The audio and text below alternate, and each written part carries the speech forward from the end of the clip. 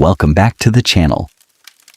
Before we step out into the bone-chilling, smog-choked nights of 1830s London, go ahead and dim those lights, pull up a warm blanket, and settle in. If you enjoy slipping into the darker, grittier corners of history as you unwind, make sure to hit that subscribe button, give the video a like, and drop a comment below with your local time and where in the world you are tuning in from tonight. Now, let the noise of the modern world fade away, take a deep breath, and let's enter the Victorian underworld.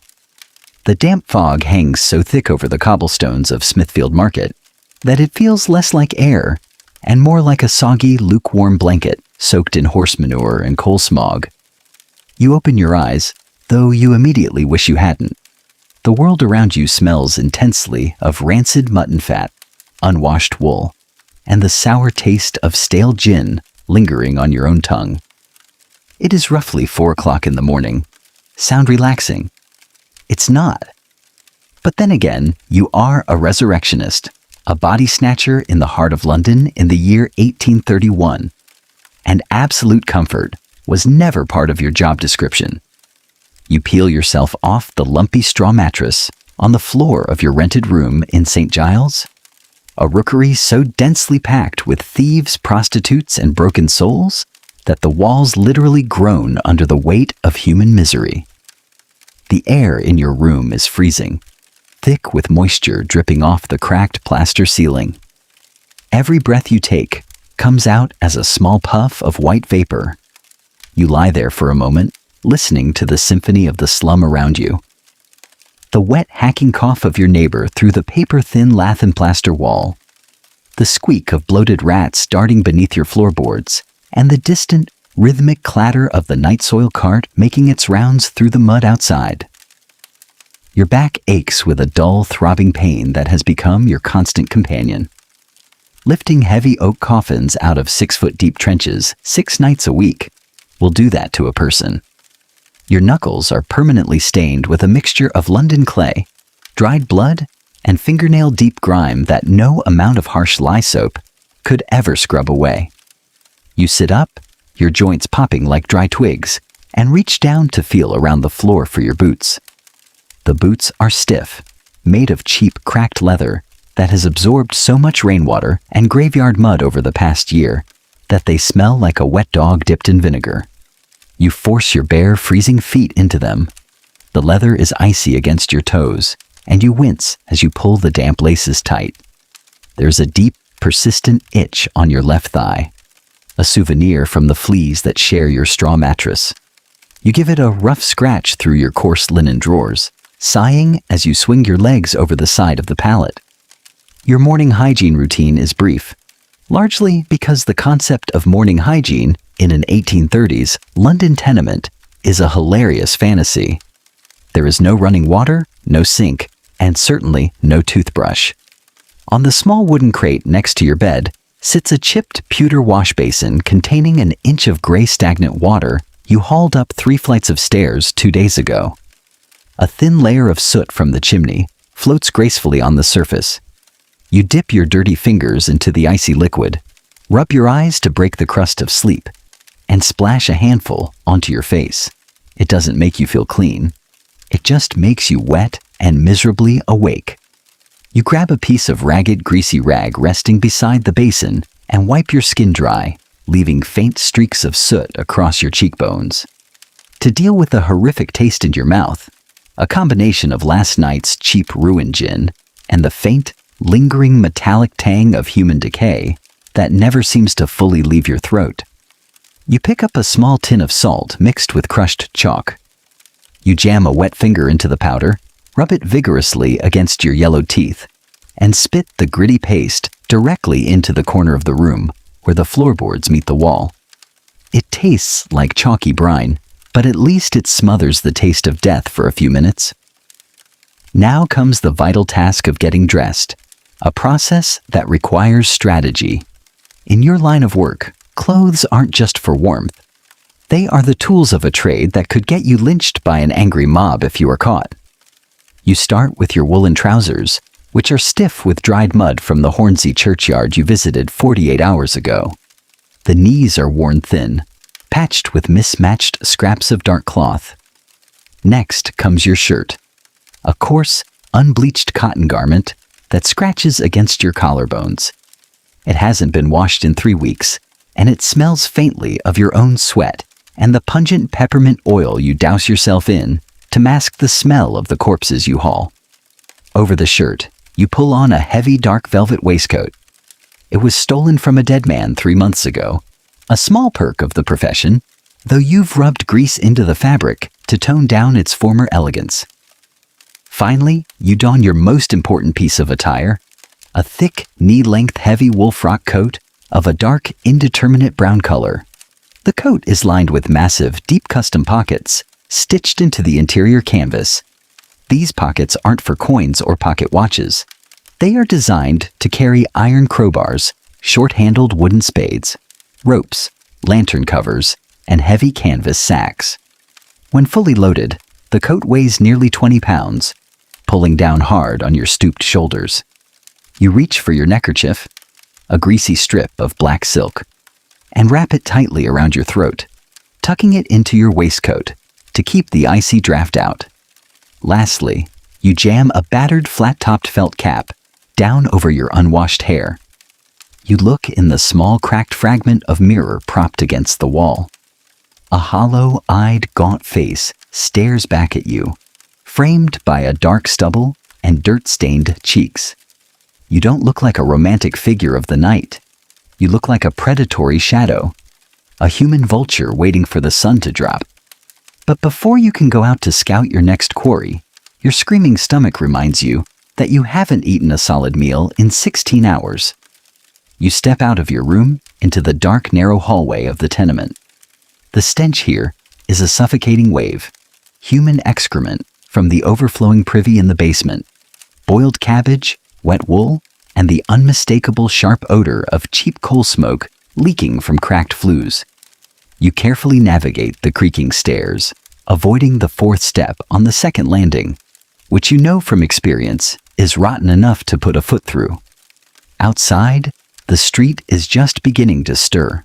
St. Giles is a labyrinth of filthy alleys, open sewers running down the center of the cobblestones, and leaning timber buildings that bow toward each other like drunks sharing secrets.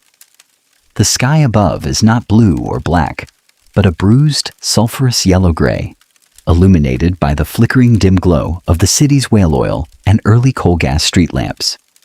The air hits your lungs like fine sand, making you cough instantly. London's notorious smoke, a cocktail of toxic coal fumes, slaughterhouse emissions, and river muck, settles low over the rooftops, burning the back of your throat. You make your way toward a small, dimly lit cook shop at the corner of the alley. The smell of frying fat and stale beer wafts out through the open door, competing with the stench of horse dung piling up in the gutter. You push open the creaking door and step inside. The room is hot, smoky, and packed with early morning laborers, coal heavers with black-dusted faces, draymen wrapped in heavy cloaks, and costermongers preparing their vegetable barrows. Nobody looks at you, which is precisely how you like it. In this part of London, asking a man how he earns his bread is a good way to end up with a broken jaw or a knife between the ribs. You slide onto a grease-slicked wooden bench near the back wall, slapping a few greasy copper pennies onto the sticky counter. The proprietor, a thick-set man with a filthy apron stained with old blood and gravy, doesn't say a word. He slaps down your breakfast. A thick slab of heavy dark rye bread, a cold, gelatinous piece of salt pork with a thick ribbon of yellowing fat, and a wooden mug filled with steaming dark liquid that claims to be coffee, though it is mostly roasted chicory root and burnt bread crusts dissolved in hot river water. You pick up the bread. It is dense, sour, and so hard that you have to gnaw at the crust with your back molars to break it off. You smear a piece of the slippery pork fat across the bread to soften it up, shoving it into your mouth and chewing methodically. It tastes predominantly of salt and old lard, but it provides the calories you will desperately need when you are digging through 6 feet of frozen clay later tonight. You wash it down with a long swig of the hot chicory coffee. It burns your tongue, bitter and astringent, but the heat spreads through your chest, thawing the deep chill in your bones. As you chew, you listen to the low murmur of conversation around you. Two draymen are talking about the recent cholera outbreaks in the eastern parishes. The disease is creeping closer, spreading through the foul water pumps and crowded tenements. To an ordinary citizen, cholera is a nightmare, a silent killer that turns a healthy man into a shriveled blue corpse within 12 hours. But to you, cholera is a business boom. More deaths mean more fresh burials, and fresh burials mean pristine, untouched subjects for the anatomy theaters at St. Bartholomew's and Guy's Hospital. You finish the last crust of bread, soaking up the cold pork grease remaining on the wooden plate, and drink the dregs of the bitter coffee, wincing at the gritty sediment settling at the bottom of the mug. You wipe your mouth with the back of your coat sleeve, feeling the coarse fabric scrape against your beard stubble. Your stomach is full enough to stop the gnawing ache, but the greasy meal leaves a heavy, uncomfortable weight in your gut. You toss your last copper onto the table and step back out into the damp, cold morning air. The sun is trying to rise, but it is nothing more than a pale, sickly disk buried behind the thick yellowish fog. It is time to begin your daytime work, the crucial phase of scouting and gathering intelligence. Because a body snatcher who digs blindly at night is a body snatcher who quickly ends up hanging from the gallows at Newgate Prison. Scouting a graveyard requires stealth, patience, and a convincing cover story. You cannot simply stroll into a churchyard carrying a shovel and staring at the ground. The parish beadle, a rotund official responsible for local order, would have you thrown in the watch house before you could take 10 steps. So, you transform yourself? You unbutton your heavy coat slightly, relax your posture, and adopt the slow, aimless stroll of an unemployed laborer or a grieving relative looking for a lost soul. Your destination today is a small, overcrowded parish churchyard in the district of Clerkenwell, roughly a mile's walk through the muddy streets. As you walk, you navigate the chaotic ballet of morning traffic. Iron-rimmed cartwheels shriek against the cobbles, omnibus horses slip and slide on the slick stones, and the calls of street vendors echo through the fog. Fresh herring, fine milk from the cow, sweep, sweep. You step carefully around a dead dog lying in the gutter, its belly bloated, being picked at by scruffy crows. The city is a living, rotting machine, consuming thousands of lives a day and spitting out waste, and you are merely one of its many scavengers. Arriving at the churchyard, you lean casually against the rusted iron railings that enclose the burial ground.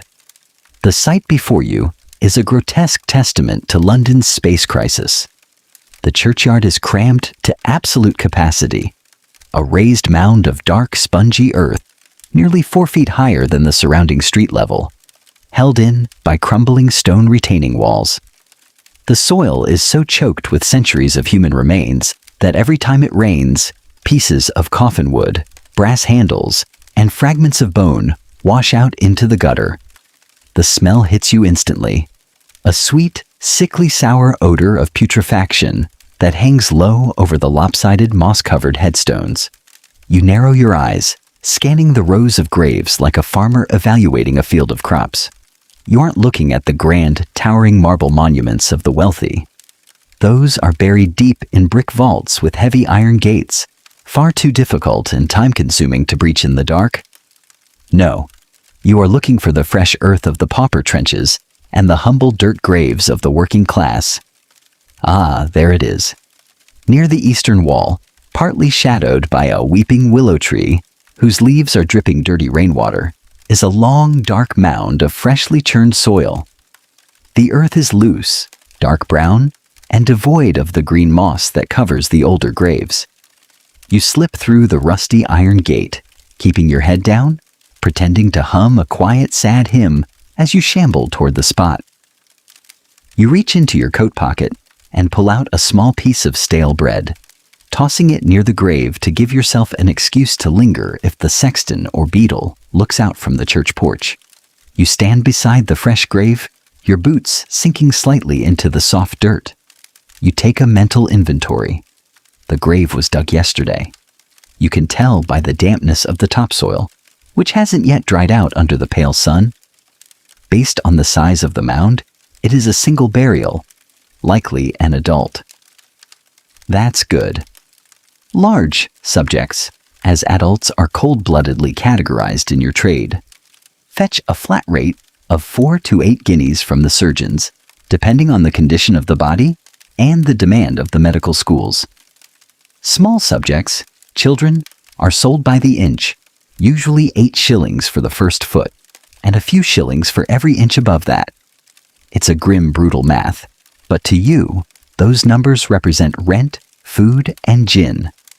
You glance around casually. No beetle in sight. But your trained eyes quickly spot the obstacles. Positioned right beside the headstone is an iron cage, a mortsafe, heavy iron bars cemented into the ground to cover the grave and prevent digging. You curse under your breath. A mortsafe means extra work. It will require a crowbar, 2 men, and at least an extra half hour of noisy labor to lever the iron frame out of the muddy earth. Worse yet, as you look closer at the dirt, you notice a subtle trap left by the grieving family. Laid carefully across the mound in a deliberate pattern are several small dry twigs and a few distinct pebbles. If someone digs up the grave and hastily throws the dirt back, those twigs will be displaced, signaling to the family the next morning that their loved one's body has been stolen. You smile dryly to yourself. It's a clever trick for an amateur, but meaningless to a professional like you. You simply take a careful mental picture of the exact layout of the twigs and pebbles. You will replicate it perfectly before you leave tonight. Suddenly, a heavy hand drops onto the iron railing 20 feet away, accompanied by the loud, authoritative cough of the parish beadle. You there, what's your business in the yard? You don't panic. Panic gets you arrested. You instantly drop your shoulders, let your mouth hang slightly open, and wipe a tear from your cheek with the back of your filthy sleeve. You turn slowly, putting on your best impression of a heartbroken, dim-witted mourner. Just saying a prayer for poor old Martha, sir. You whine, your voice cracking with pathetic grief. Died of the quinsy, she did. A good woman. The beadle snorts, looking down his broad nose at your dirty clothes and greasy cap. He rests his hand on his wooden truncheon tucked into his belt. Move along, lazy cur. No loitering in the yard. Prayers won't bring her back, and I won't have vagrants sleeping on the consecrated ground. Bless you, sir, moving along, sir. You mumble, bowing deferentially as you back away, shuffling your feet in the mud.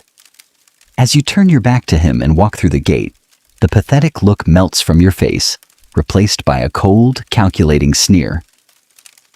You got what you came for. The location is marked in your mind. The earth is soft.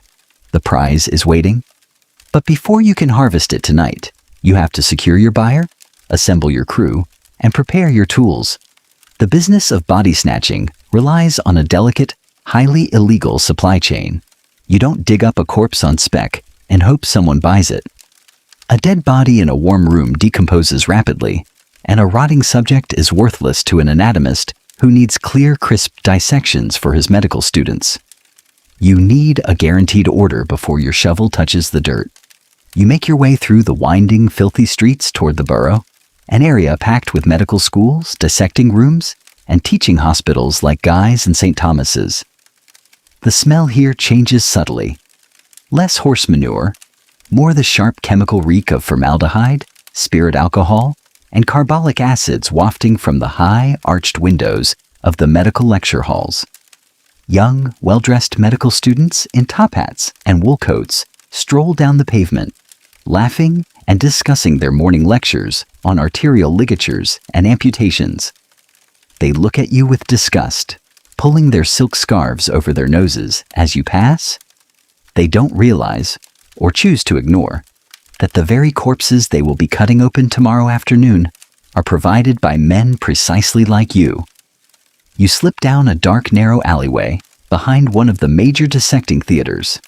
The alley is choked with wooden crates, straw packing material, and the occasional discarded porcelain jar. You walk up to a reinforced wooden door painted a dull green. You don't knock like a gentleman. You give a specific rhythmic pattern of taps with your knuckles. 3 quick raps, a pause, then 2 heavy thuds. A small wooden slide on the door scrapes open, revealing a pair of suspicious bloodshot eyes framed by a greasy leather cap. It's William, the dissecting room porter, a man who spends his entire life surrounded by preserved limbs, jarred organs, and the grim secrets of London's finest surgeons. "What do you want, Jackal?" William grunts, his voice raspy from decades of inhaling chemical fumes and cheap tobacco. "Got fresh goods coming tonight," you whisper, leaning close to the opening, the smell of his foul tobacco breath wafting through the slat. "Clerkenwell. Buried yesterday. Prime condition, clean death. No smallpox, no putrefaction." William squints at you, evaluating your claim. The doctor needs a clean torso for tomorrow's 1 o'clock lecture. The students are paying top shilling for vascular demonstrations. "Can you get it here before 4 in the morning? The watchman on the gate is bought off until 4:30. "It'll be on your table by 3, you say quietly. 4 guineas for the subject. Half upfront for expenses. We need to rent the cart and pay off the graveyard watchman if he shows up." William grumbles, cursing under his breath. But he knows the market is tight. The legal supply of corpses, which consists strictly of executed murderers from the gallows at Newgate, is nowhere near enough to satisfy the demands of hundreds of eager medical students. The surgeons need you, even if they pretend to despise your very existence in public. The porter's hand reaches through the small opening in the door, dropping 2 shiny silver crowns and a gold sovereign into your dirty open palm. The metal is cold, but to you it feels gloriously warm. If the subject is stale or damaged by your shovels, you won't get another penny, and I'll tell the beadle where you sleep. William snarls. "Always a pleasure doing business with a gentleman," you reply, with a dry, sarcastic grin, slipping the coins deep into your inner waistcoat pocket. The slide slams shut with a loud wood-on-wood bang. Step 1 is complete. You have a buyer. Now you need your partner. Digging a grave alone is slow, dangerous, and practically impossible if you want to be in and out within an hour. You need a spade man, someone strong, quiet, and ruthless enough not to panic if a lantern flickers or a night patrol horn blows in the distance. You head toward the Fortune of War, a notoriously corrupt public house located near Smithfield. The pub is a well-known haunt for the resurrection men. The landlord keeps a collection of heavy wooden boxes in the cellar, specifically designed to fit human corpses, and he takes a small cut of every deal brokered under his roof. You push open the heavy oak door, stepping into a room thick with pipe smoke, the smell of spilled ale, and the low, menacing hum of London's underworld. Sitting in a dark booth near the hearth, nursing a tankard of dark porter, is Jack the Mole. Jack is a massive, broad-shouldered man with a broken nose, a thick beard, and arms like tree trunks from 15 years of manual labor and grave digging. He is slow-witted in conversation, but with a spade in his hands, he works like a machine, moving tons of earth in complete silence. You slide into the bench opposite him. Jack looks up, his dark eyes narrowing as he takes a slow sip of his beer. "Got a job?" He grunts, his voice sounding like 2 millstones grinding together. "Clerkenwell," you say softly, leaning over the sticky table. "Fresh earth, single burial, mortsafe on top, but nothing we can't handle with the lever. 4 guineas from St. Bart's Porter. We split it down the middle, minus the cart rental." Jack wipes his mouth with his dirty sleeve, staring at you for a long moment before nodding once. "Tools are sharp," he says simply. "What time?" "Midnight at the yard," you reply. "Bring the canvas sacks, the rope, and the short shovels. I'll secure the horse and cart from old Ned's stable." Jack nods again, going back to his ale. The pact is made. You now have a crew, a buyer, and a target. But the sun is still high, or as high as it gets through the London smog, and you have hours to kill before nightfall. And in 1830s London, waiting is its own special kind of torment. With the plan set, you leave the pub and head back out into the dreary afternoon. To pass the time and keep off the radar of the newly formed Metropolitan Police, the bobbies or peelers as everyone calls them, you decide to run through your equipment checklist. In your line of work, a dull shovel or a squeaky cart axle isn't just an inconvenience. It's a ticket to a 7-year sentence of penal transportation to the prison colonies of Australia. You walk toward a dilapidated livery stable tucked behind a slaughterhouse in Cowcross Street. The alley smells violently of fresh animal blood, manure, and rotting offal. Flies swarm in thick green clouds despite the chilly air. You push open the rickety wooden gate of the stable yard, where old Ned, a half-blind, wheezing former coach driver, is sitting on an overturned tub, cleaning a leather harness with a greasy rag. Ned looks up, his one good eye milky and clouded with cataracts. "Ah, the midnight gardener," Ned wheezes, spitting a stream of brown tobacco juice into the dirt. "Need the spring cart tonight?" "Aye," you say, reaching into your pocket and pulling out one of the silver crowns you received from the hospital porter. "The quiet horse, the old black mare, and I want the wheels freshly greased. If I hear so much as a squeak from those axles tonight, I'll come back and grease them with your fat." Ned chuckles, a wet, rattling sound in his chest, and snatches the silver coin from your fingers. "She's ready for you. Paws padded with burlap just like you like. Wheels greased with lard this morning. She won't make a sound, even on the cobbles." You walk over to the dark wooden spring cart tucked in the corner of the stable. You inspect it with the meticulous eye of a craftsman. The spring cart is the preferred vehicle of the Resurrection men because its light suspension allows for fast escapes if the watch is raised, while absorbing the bumps so your fragile cargo doesn't get bruised or crushed during transport. You bend down and check the wooden wheel hubs. They are slick with thick, yellow pig lard, ensuring complete silence. Tied around the iron rims of the wheels are thick strips of heavy canvas and burlap, a technique designed to deaden the sharp clack, clack, clack of iron against London's cobblestones as you drive through the quiet streets at 2 in the morning. Satisfied with the cart, you turn your attention to your tool satchel, which is hidden under a pile of filthy hay in the back of the stable. You pull it out and unroll the heavy canvas wrapper. Inside are the specialized instruments of your trade, honed through decades of grim trial and error by London's body snatchers. First, there are the shovels. These are not the long-handled spades used by ordinary laborers or gravediggers. They are short-handled wooden spades, barely 3 feet long, with broad, flat iron blades. A long handle is useless when you are standing deep inside a narrow 2-foot-wide hole in the ground. A short handle allows you to scoop earth rapidly between your legs in confined spaces. The blades are wrapped in thick oilcloth when not in use to prevent them from clanging against each other. Next is the jockey, a heavy 3-foot-long iron crowbar with a curved clawed end specifically designed to be jammed under the wooden lid of a coffin to snap the heavy iron screws and pop the wood open with maximum leverage and minimum noise. Beside it lie 2 thick hemp ropes with running loops, a pair of heavy iron hooks, a small dark lantern with a sliding brass shutter that allows you to hide the light in a fraction of a second, and several large heavy-duty sacks made of coarse, unbleached canvas.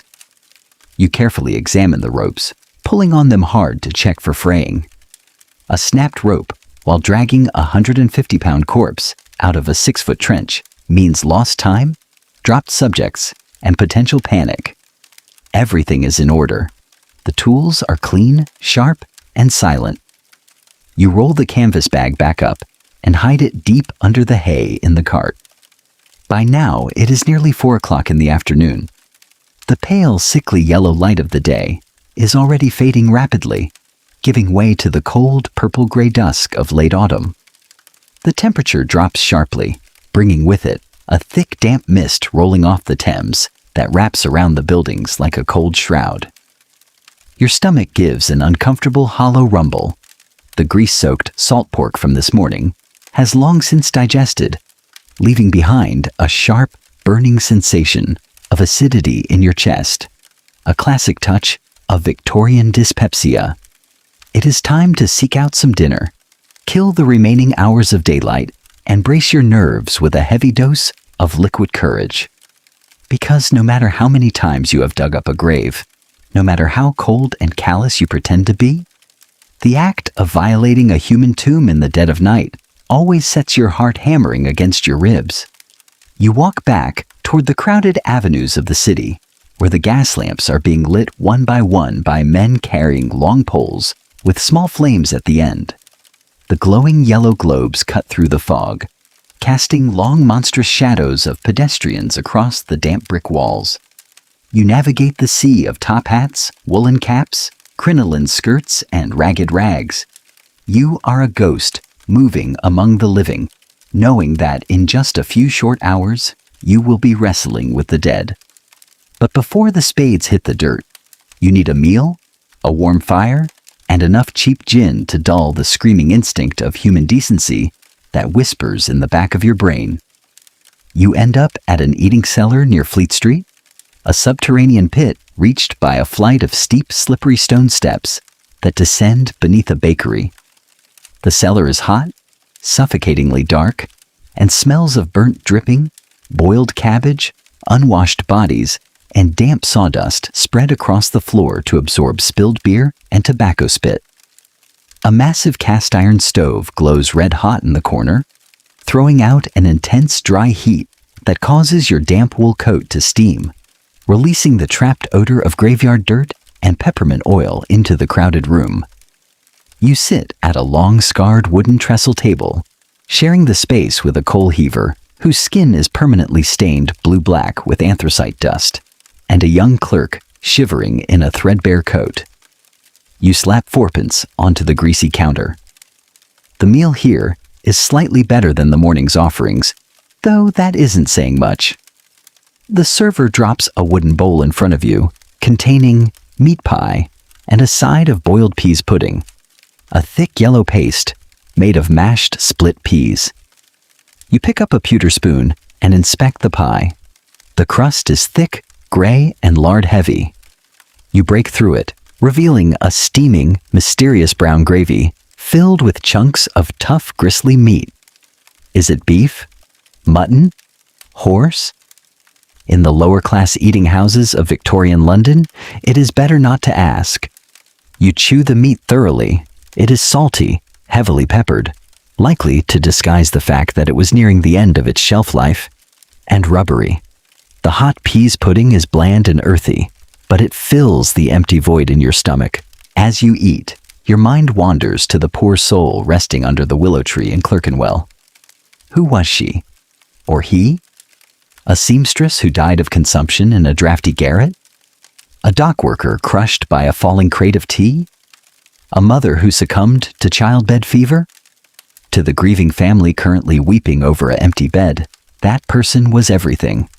To the doctor at St. Bartholomew's, that person is an anatomical specimen, a roadmap of muscles, nerves, and blood vessels to be dissected, demonstrated, and thrown into a lime pit.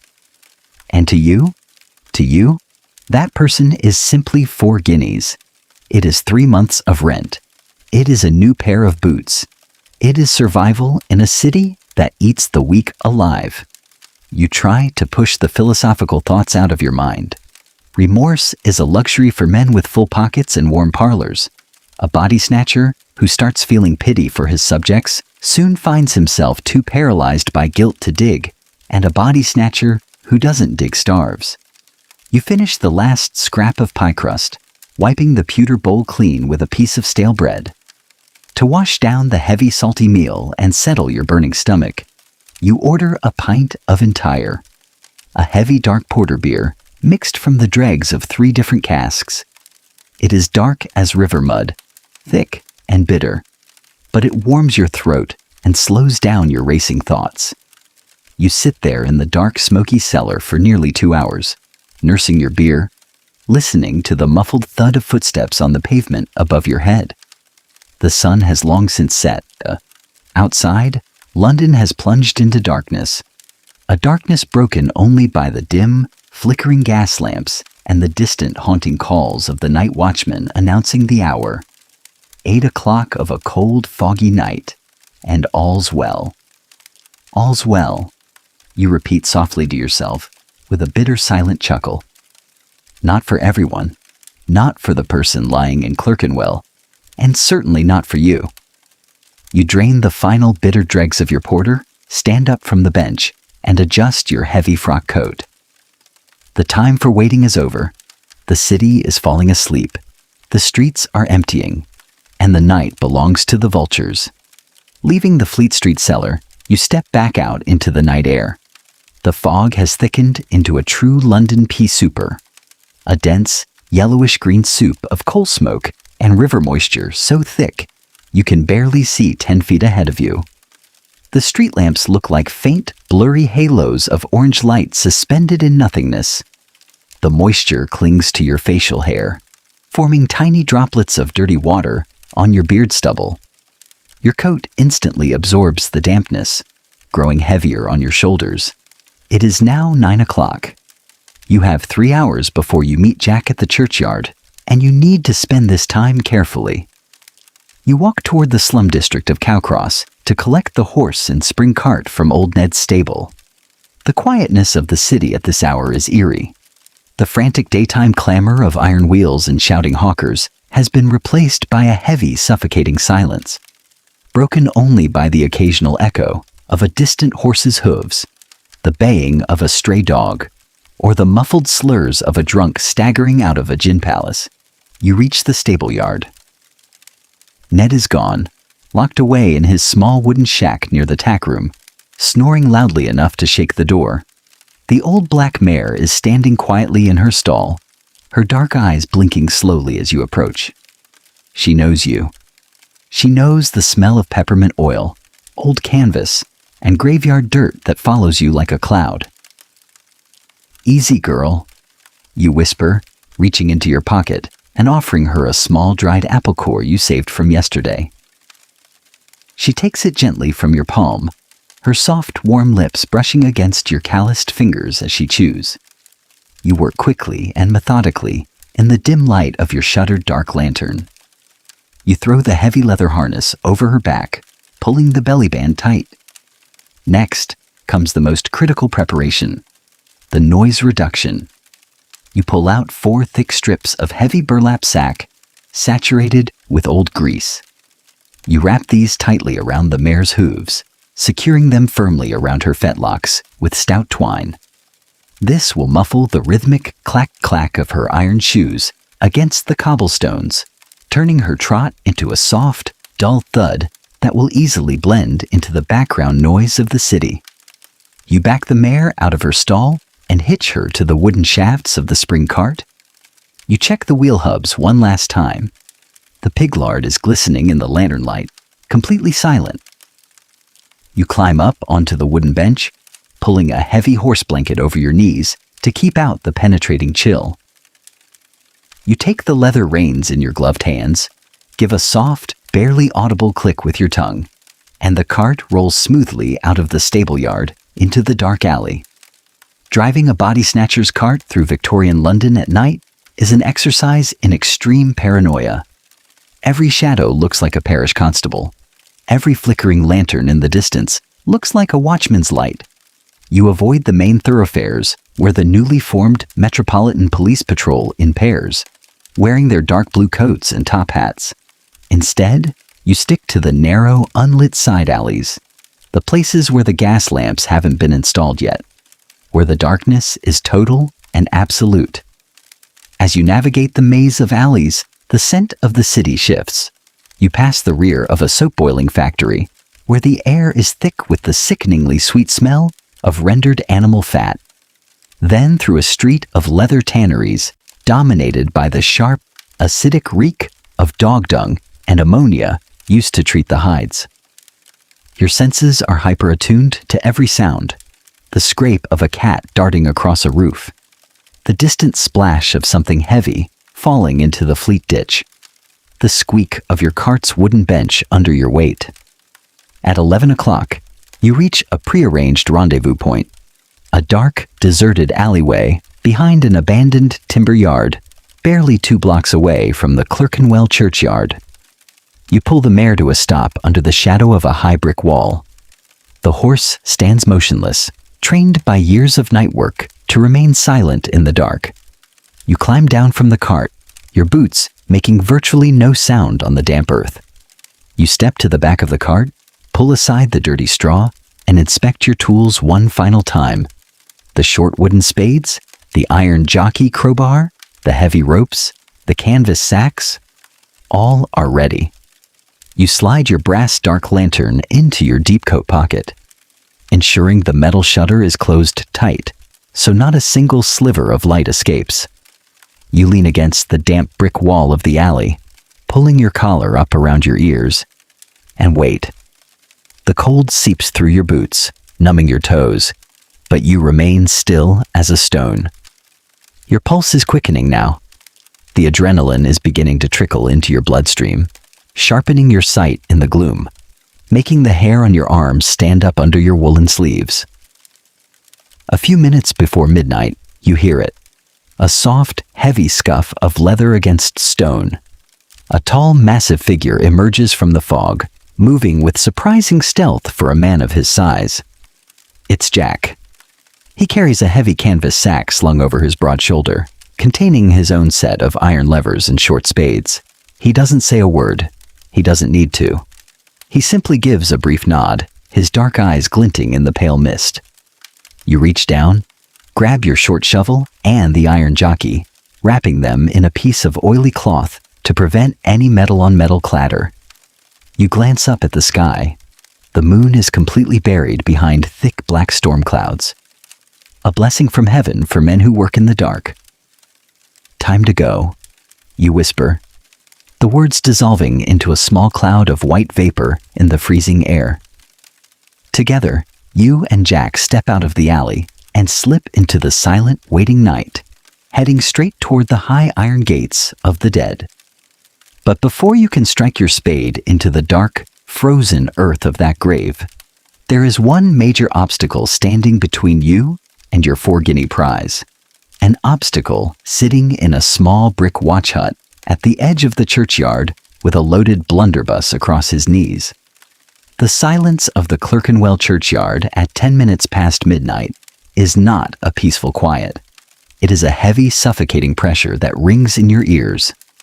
The fog has settled low over the rotting headstones, turning the raised burial mound into a sea of gray wool, where shapes shift and distort with every breath of wind.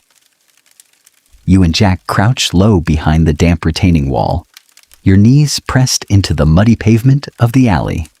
The cold from the stone bites right through your trousers, but you don't dare move. 20 yards away, near the heavy oak doors of the parish church, sits a small octagonal brick building, the watch hut. Through its small glass window, a pale yellowish light flickers. Inside, old Gregory, the parish watchman, is supposed to be standing guard against men precisely like you.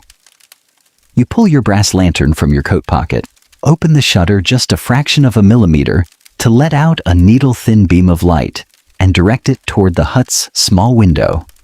You wait, holding your breath. The air in your lungs burns, tasting of coal sulfur and wet rot. Inside the hut, you see the silhouette of a man slumped forward over a small pine table. Beside his head sits a clay pipe, an overturned pewter tankard, and the long, sinister outline of a brass-barreled blunderbuss. A slow, steady rhythm of wet, wheezing snores drifts out through the cracked window pane. You smile into the darkness. Old Gregory has succumbed to his nightly ritual, a heavy dose of dark ale laced with cheap laudanum, courtesy of a generous tip left at the local pub earlier this evening by one of your street contacts. You glance at Jack. He gives a curt nod, his massive hand tightening around the wooden handle of his short spade. You slide the shutter of your lantern completely closed, restoring total darkness. You leap over the low iron railing surrounding the yard with the smooth, practiced agility of an alley cat. Your muffled boots hit the damp, spongy turf with a soft thud. Jack follows, his weight making the earth groan beneath him. You creep through the maze of tilted tombstones, stepping carefully over sunken graves where the rotting wooden coffins beneath have collapsed, leaving treacherous foot traps in the turf. Your boots sink 2 inches into the soft, nitrogen-rich soil. The smell here is overpowering, a sickening combination of wet clay, decaying pine wood, and the subtle, unmistakable sweet tang of putrefaction, escaping through tiny fissures in the earth. You ignore it. To you, that smell is simply the aroma of industry. You reach the fresh mound near the weeping willow tree. The black branches hang down like thin, wet cords, brushing against your face and trickling freezing droplets of water down your neck. You drop to your knees beside the grave. The dirt is cold and cloddy. First comes the preliminary work, the cleanup. You pull out your dark lantern, shielding the lens with your cupped leather glove, and cast a dim circle of light onto the top of the grave. Your eyes immediately find the twigs and pebbles left by the grieving family. You don't just kick them aside. You pull a flat wooden board from your coat, lay it carefully on the grass, and use a pair of iron tweezers to lift each twig and pebble individually, placing them on the board in the exact geometric arrangement you memorized this morning. If you leave a single twig out of place, the family will raise the hue and cry tomorrow, and the police will be crawling all over the medical school before your money is even spent. Next is the mortsafe, the heavy iron cage cemented over the mound.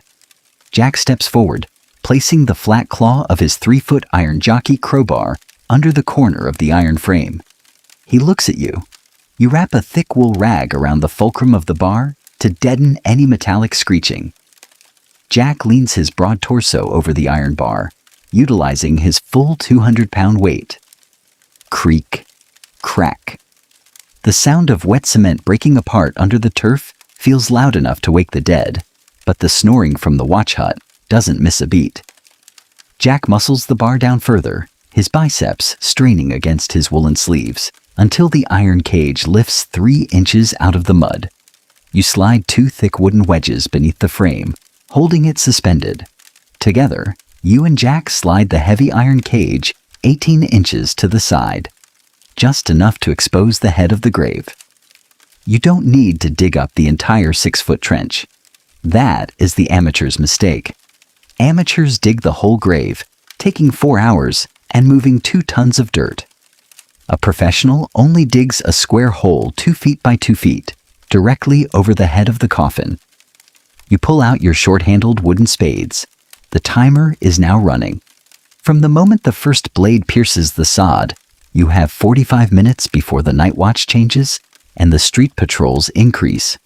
You drive your shovel blade into the damp earth. The sound is a quiet, wet shh shh shh. You don't throw the dirt high into the air. You scoop it out quickly, keeping the shovel low, and stack the excavated soil neatly on a heavy canvas tarp laid beside the hole. Stacking it on the tarp serves 2 purposes. It prevents the loose dirt from staining the surrounding green grass, which would give away the disturbance at dawn, and it allows you to drag the entire pile of earth back into the hole in seconds when the job is done. The physical exertion is brutal.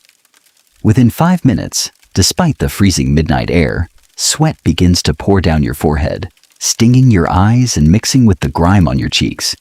You pull off your heavy frock coat, throwing it onto a headstone, working in your waistcoat and thin linen shirt. Your shoulders throb with a deep, burning ache. The clay in Clerkenwell is heavy, sticky, and laced with sharp stones that strike your iron blade with a sharp clack that makes your heart leap into your throat every time. Deeper. Jack grunts quietly under his breath, his shovel moving like the piston of a steam engine beside yours. You are 4 feet down now, standing inside a narrow, dark pit that smells intensely of cold worm castings and wet lime. The walls of the hole are slick and wet, pressing against your hips. The air down here is stagnant, thick, and heavy, making you gasp for breath as your shovel bites into the dark earth over and over again. Suddenly, your shovel blade strikes something solid, not a stone. A dull, hollow thump echoes up from the bottom of the pit. Wood. You freeze. Jack stops his spade midair. You both stand motionless in the dark pit, listening to the night. The distant wind howls through the weeping willow. A lone carriage rattles somewhere far off on the cobblestones of St. John Street. No footsteps. No alarm. You drop to your knees in the bottom of the narrow hole, using your bare hands to scrape away the remaining layer of loose dirt from the top of the coffin. Your fingernails scoop through the icy muck, revealing the raw, unpainted pine lid of a pauper's box. You run your trembling, dirty fingers over the wood. It is damp, cold, and rough. You have reached the treasure chest. But now comes the most dangerous, violent, and technically demanding part of the entire operation.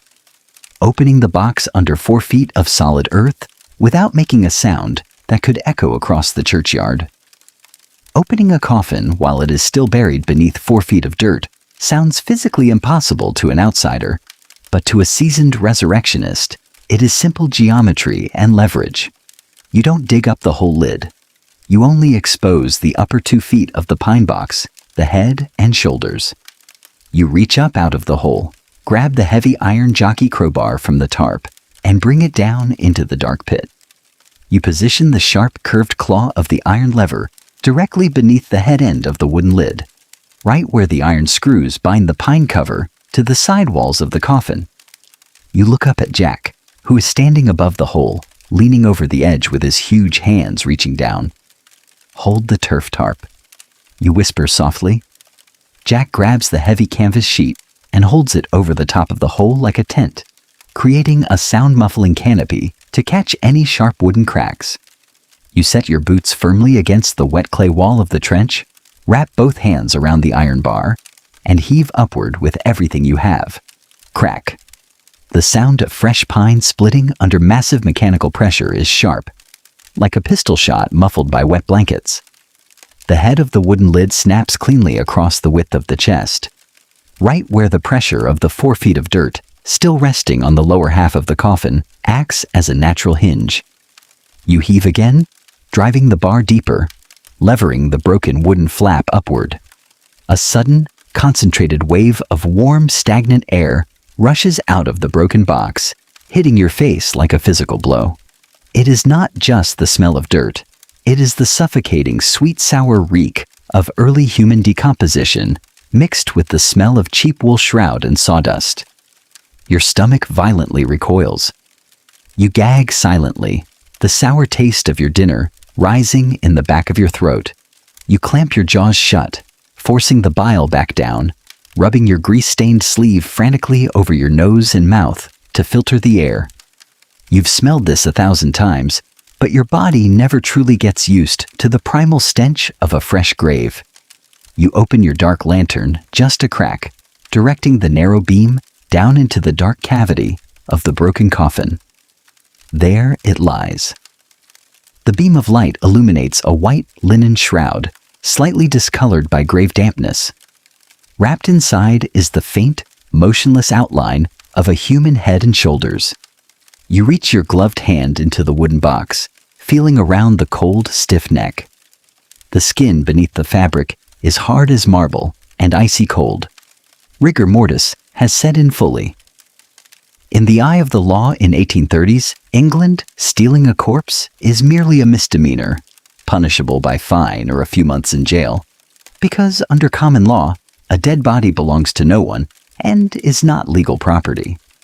However, stealing property off a corpse, such as a ring, a nightshirt, a shroud, or a silver tooth, is a felony punishable by 7 years of penal transportation to Australia. Therefore, you must leave every scrap of clothing behind in the box. You reach down with a small, razor-sharp iron hook attached to a 3-foot length of heavy hemp rope.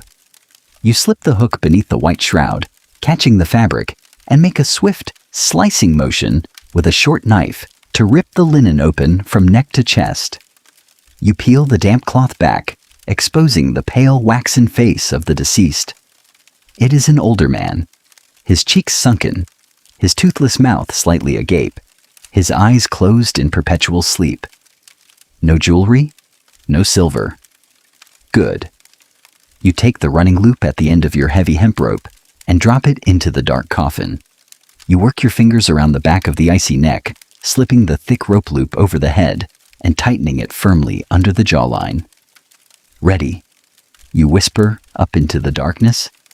Jack drops his shovel, reaches down into the narrow hole with his massive dirt-caked arms, and grips the rope. You scramble out of the pit, your boots slipping in the muddy earth, taking your position beside him on the canvas tarp. Together you pull. The rope goes taut with a sharp twang. Deep inside the earth, there is a wet, suction-like scraping sound as the body is pulled upward through the narrow opening of the broken coffin lid. Slick. Thud. The top of the shoulders catches briefly on the jagged edge of the broken pine wood. Jack gives a heavy rhythmic grunt, his back muscles straining under his waistcoat, and gives one final powerful heave. The subject pops out of the hole like a cork out of a bottle, flopping heavily onto the wet canvas tarp at your feet. The body lies there on its side in the dark churchyard, pale and limblessly rigid under the dim starlight filtering through the willow branches. You don't pause to reflect on the tragedy of human mortality. You don't wonder about his name, his life, or the family he left behind. Time is your enemy now.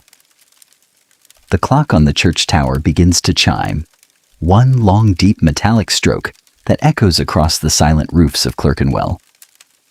1 o'clock. You have 30 minutes to erase every trace of your presence and get the subject out of the yard. You grab a large coarse canvas sack made of unbleached hemp, the green bag, and open it wide. Together, you and Jack fold the rigid, icy limbs of the subject into a tight, compact, fetal position. The joints crack loudly in the quiet night air as you force the frozen knees up toward the chest. You slip the heavy canvas sack over the head and body, pulling the drawstring at the bottom tight and securing it with a double knot. Now, the subject looks like nothing more than a heavy bundle of dirty laundry or a sack of flour. You lift the sack. It weighs roughly 140 pounds of dead weight, and set it carefully under the dark shade of the willow tree. Fill it. You whisper to Jack, picking up your wooden spade. Now begins the frantic backbreaking process of reversing the work. You grab the edges of the heavy canvas tarp, holding the excavated dirt, and drag it toward the hole. You and Jack shovel the loose earth back into the narrow trench at double speed. The dark clay flies through the air, filling the pit with a loud rhythmic thudding as it strikes the broken coffin below. Within 10 minutes, the hole is filled. You use the flat back of your spade to tamp down the earth, packing it tight so the mound doesn't look sunken or hollow. You shovel the remaining dirt off the tarp, leaving no loose piles on the surrounding grass.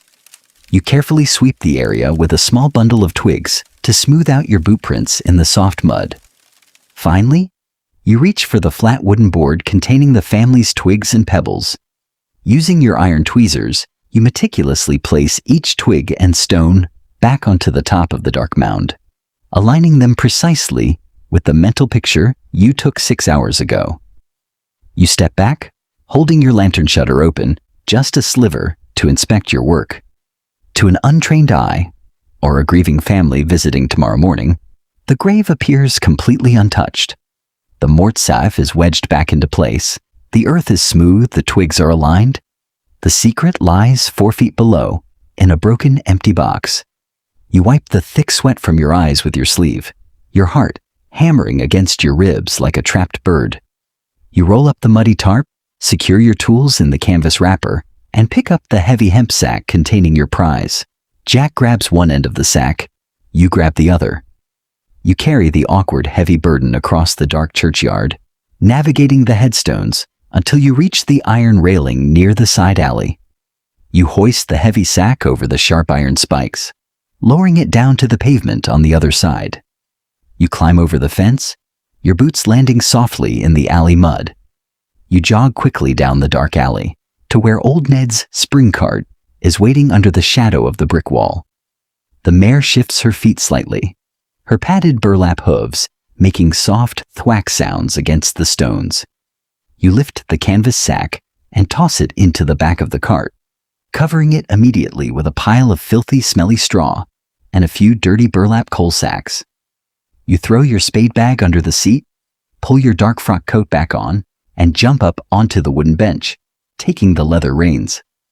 Jack steps into the shadows of the alley, pulling his cap low over his face. "St. Bart's?" he whispers softly. "St. Bart's," you confirm, slipping 2 gold sovereigns into his large, muddy hand, his advance split of the payout. "Meet me at the Fortune of War tomorrow at noon for the rest." Jack nods, slips the gold into his waistcoat pocket, and vanishes into the thick yellow fog without another word. You turn the mare around, giving the reins a gentle shake.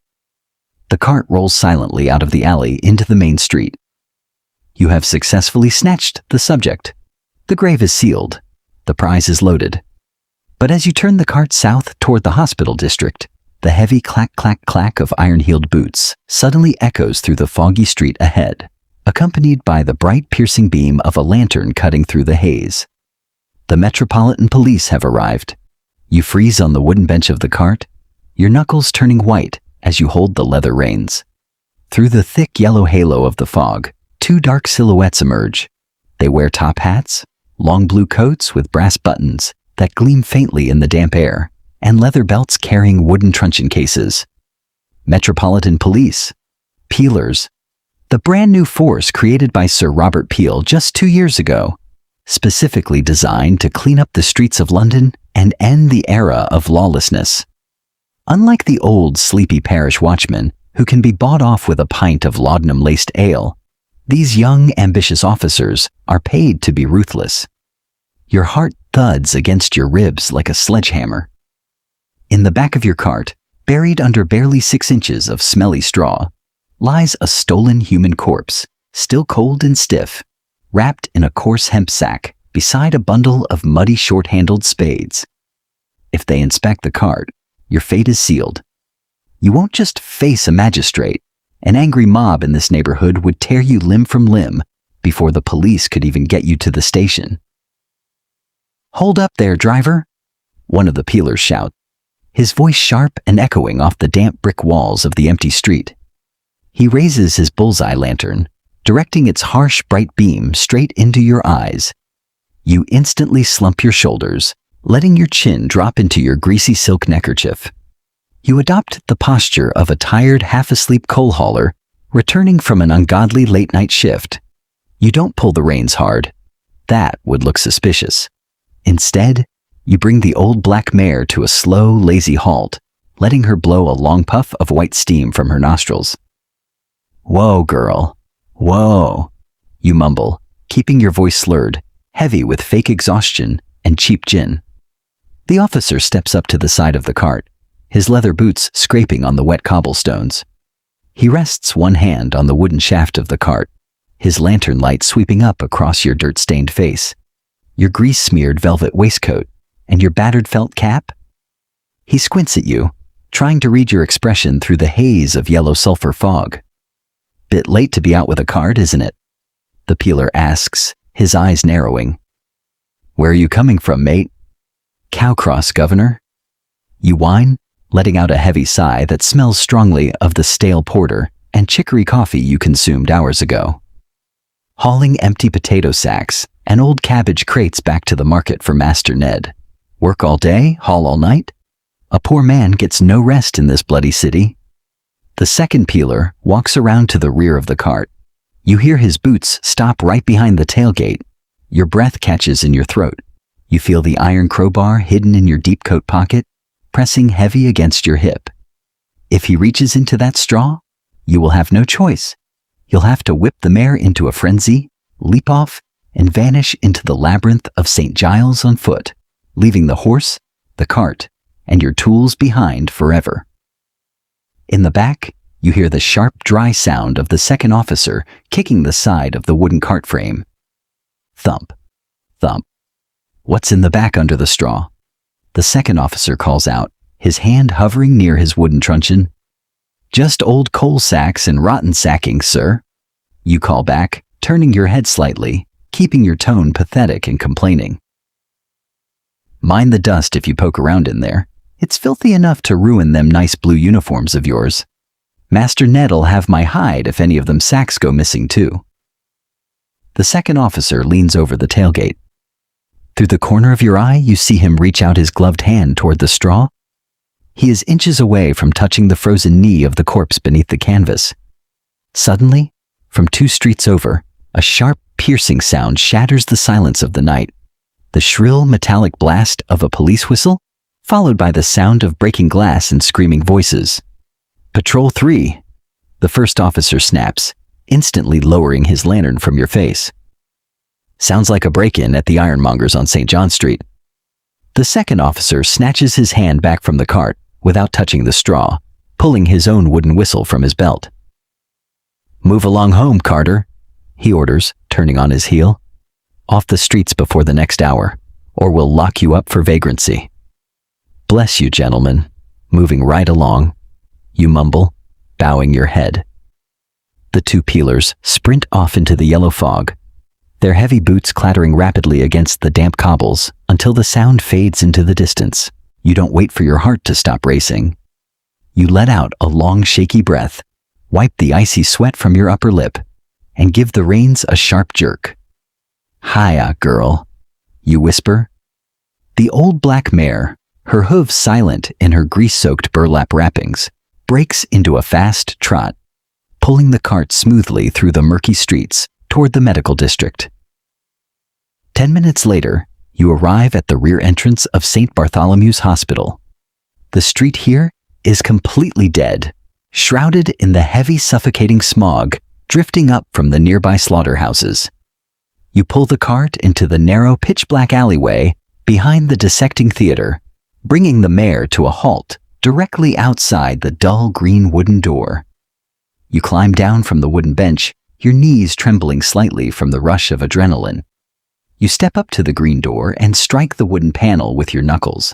3 quick raps, a pause, then 2 heavy thuds.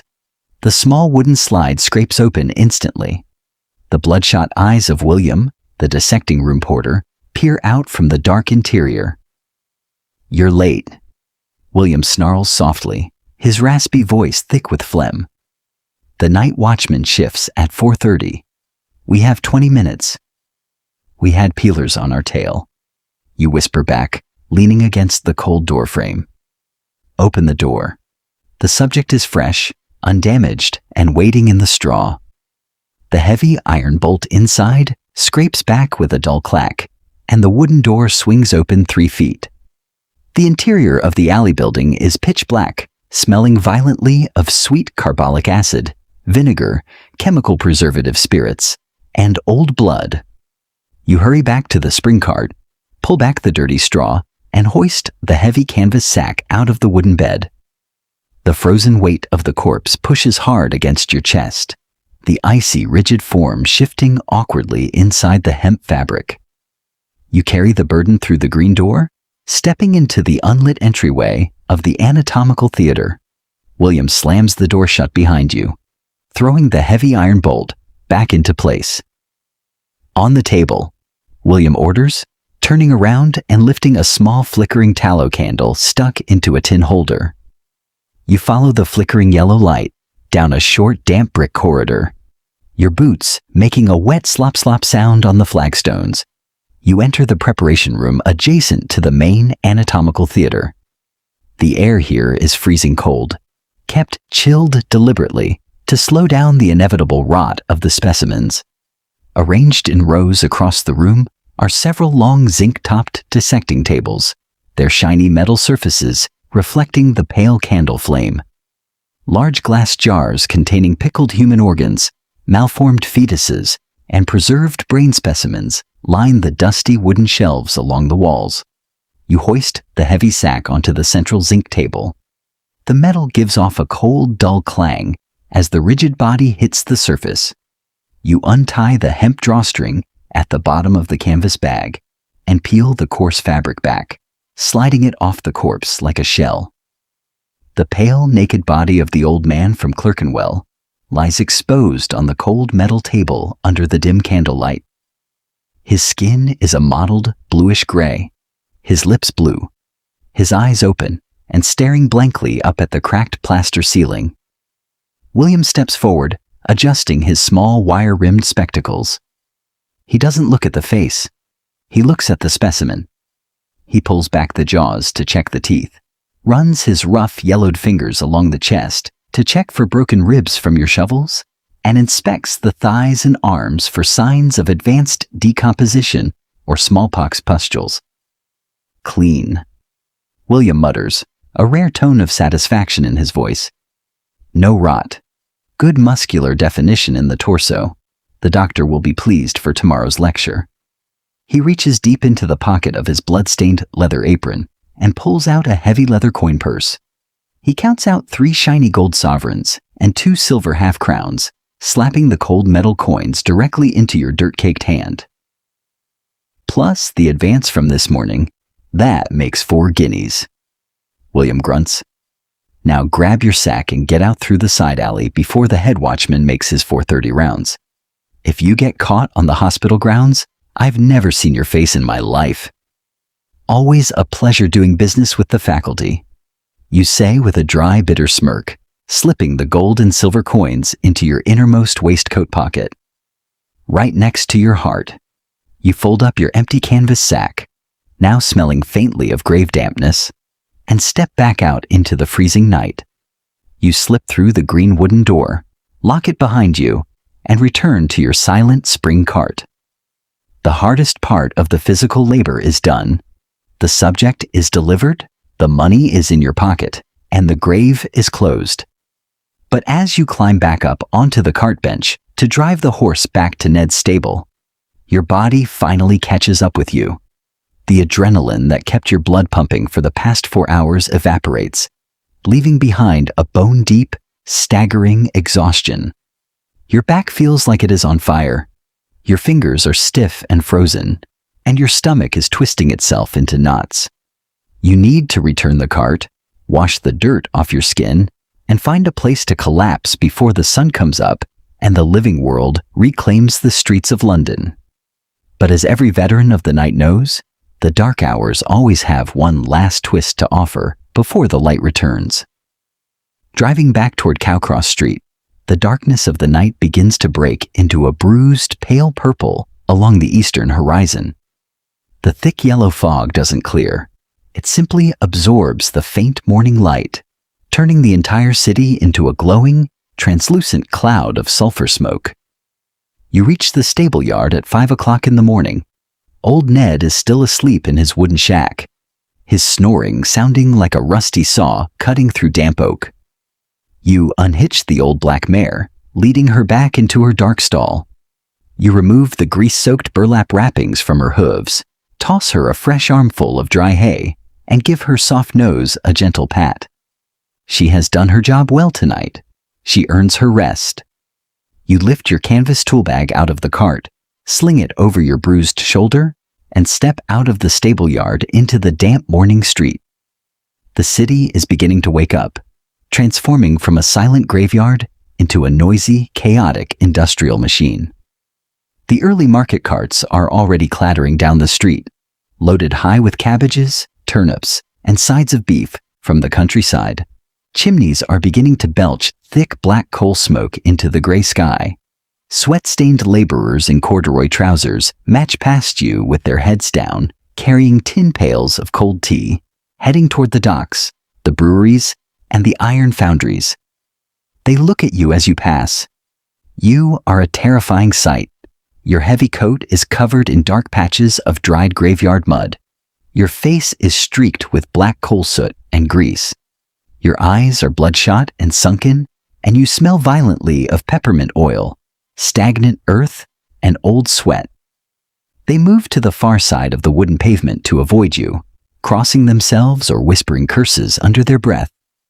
To the honest working class of London, A resurrectionist is worse than a murderer.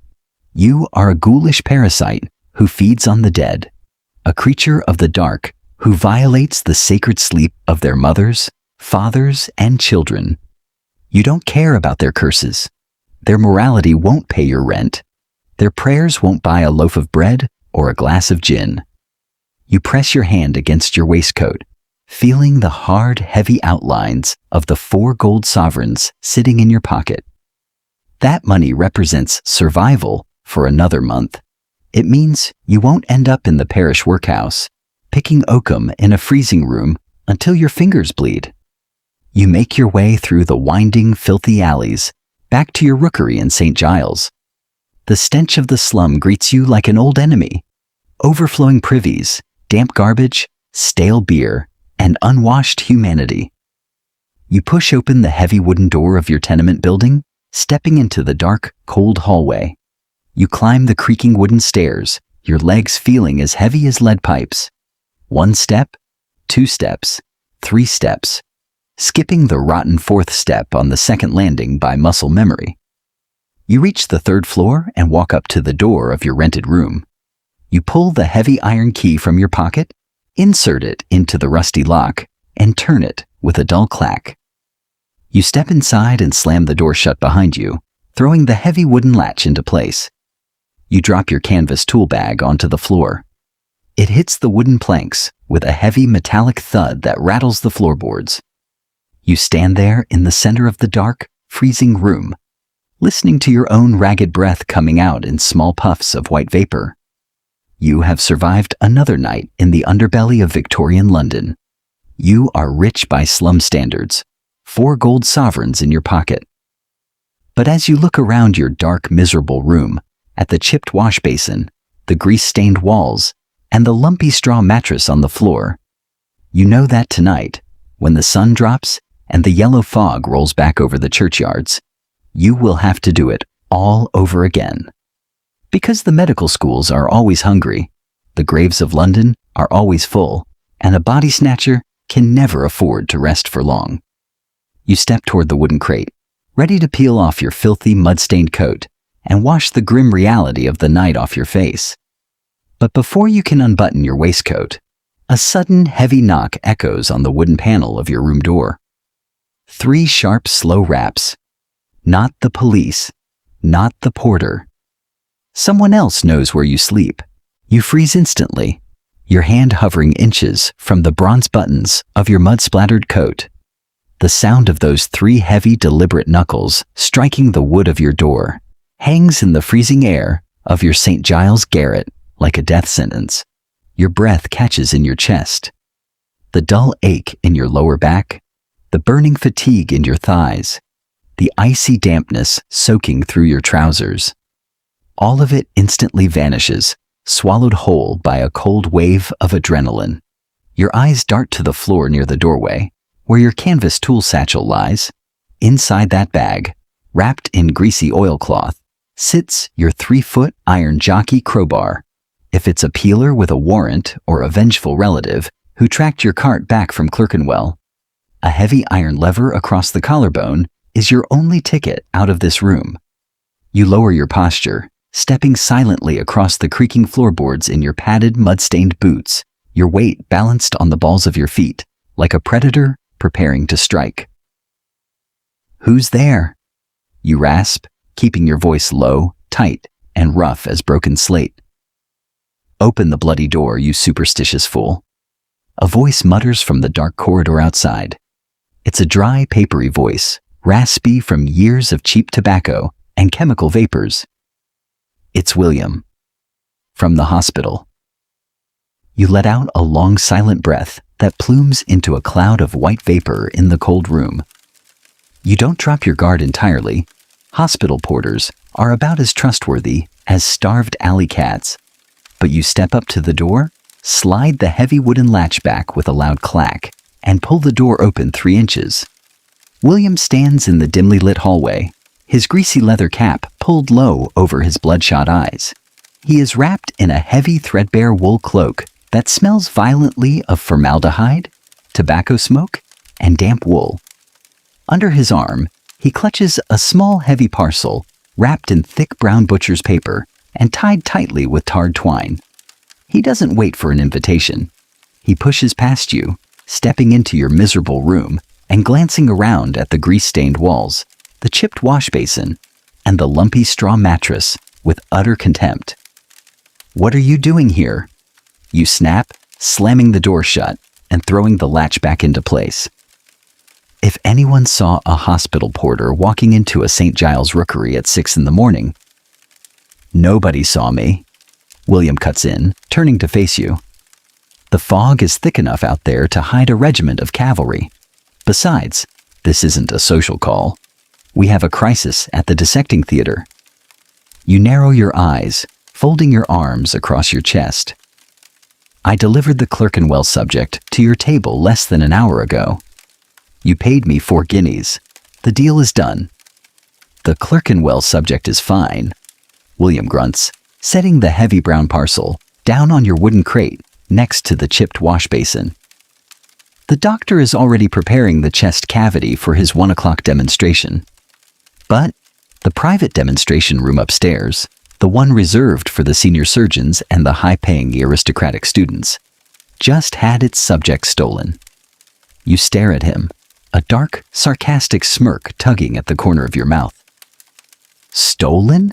Someone snatched a corpse out of a hospital dissecting room?" "Not stolen by resurrection men," William snarls, his voice dropping to an urgent, angry whisper. "Stolen by the family." The deceased was an impoverished apothecary from Holborn. His sons found out his body had been sold by the workhouse master last night. They burst through the back gates 10 minutes after you left, threatened the night watchmen with iron pokers, hauled their father's body out of the ice locker, and carted him off to be buried in secret. You chuckle dryly, a hollow, raspy sound. "Sounds like your problem, William, not mine." "It is your problem," William says, leaning close, his foul tobacco breath washing over your face. "Because Sir Ashley, the senior anatomical demonstrator, is arriving from Mayfair at 2 o'clock this afternoon. He has paid £50 out of his own pocket to demonstrate a rare arterial abnormality to 6 visiting physicians from Paris. If there isn't a fresh, untouched subject on that upper zinc table by 1:30, Sir Ashley will personally ensure that every parish beadle and police inspector from Smithfield to Whitechapel knows the name and face of every body snatcher working this parish, starting with you." The dry humor instantly drains from your face. A senior surgeon with political connections in Parliament can ruin a resurrectionist with a single word to a magistrate. You wouldn't just be facing a fine, you'd be sitting in the dark, filthy cells of Newgate Prison by sunset, waiting for a transport ship to Botany Bay. "It's 6 in the morning, William," you say, your voice cold. "The sun is coming up. The streets are packed with coal heavers, market carts, and peelers. You can't dig a grave in broad daylight." "You don't need to dig a grave," William replies, pointing his thick, dirty finger at the brown paper parcel resting on the crate. "You just need to make a pickup, and the fee is 10 gold sovereigns. 10 sovereigns, a small fortune in the slums of London. Enough to pay your rent for a year, buy a brand new horse and spring cart, and buy a suit of decent clothes that doesn't smell of graveyard dirt." You look at the parcel on the crate. "What is that?" "That," William says, a dark, sinister glint appearing in his bloodshot eyes, "is an advance of 3 sovereigns, a written address in Shoreditch, and a forged certificate of burial from a corrupt curate. A local weaver died of a stroke late last night in his tenement room. His widow is starving and can't afford the 5 shillings for a parish coffin. She's willing to sell the body directly from her bed before the parish beadle comes to claim it." You stand there in the freezing room, the heavy silence of the rookery settling around you. Buying a corpse directly from a destitute family, known in the trade as house snatching, is far less physically exhausting than digging through 6 feet of frozen clay. But it carries a different, much more terrifying risk. If the neighbors catch wind that a widow is selling her husband's remains to a hospital ghoul, an angry mob will burn the tenement to the ground with you inside it. You look at William. 10 sovereigns total? 10, William confirms.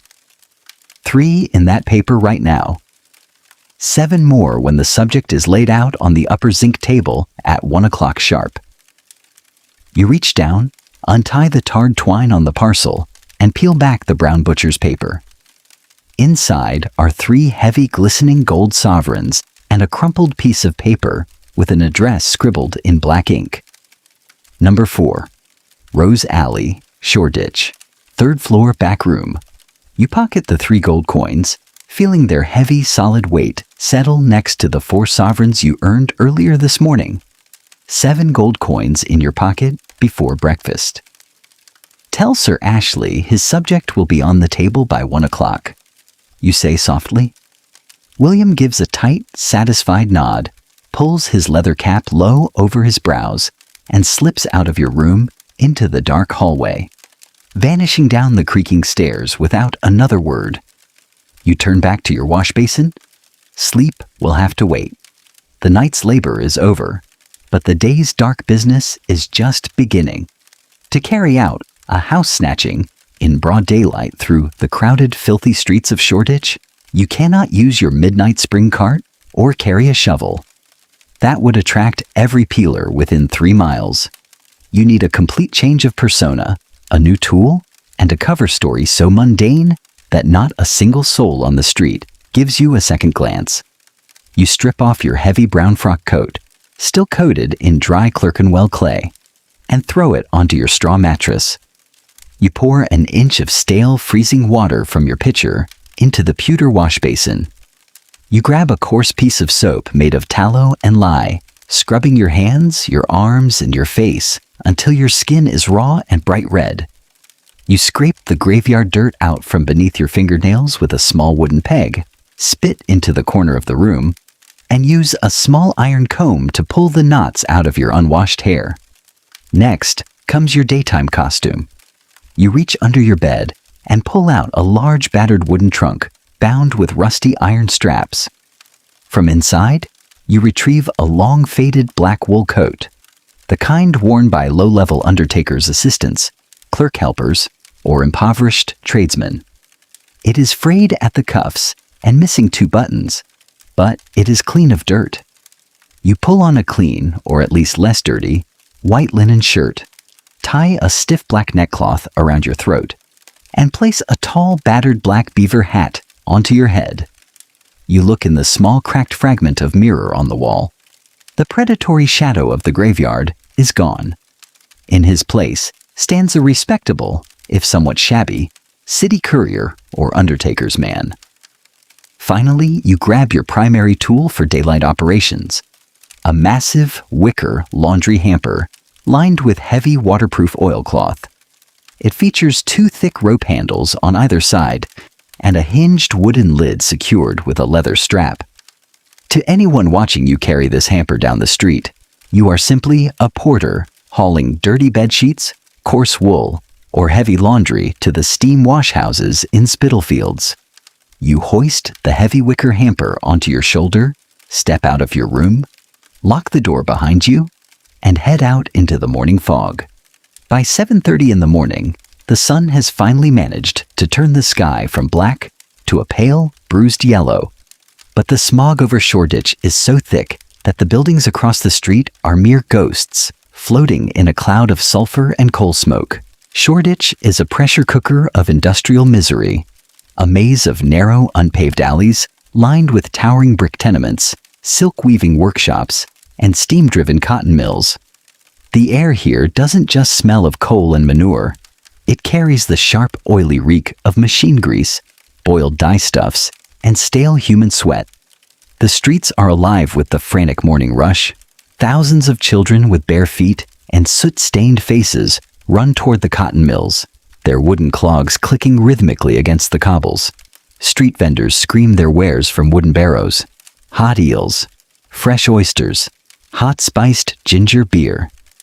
Heavy dray carts, loaded with iron bars and beer casks, rumble past, their iron wheels making a deafening screech against the stones. You walk quickly, keeping your head down, the heavy wicker hamper resting comfortably against your hip.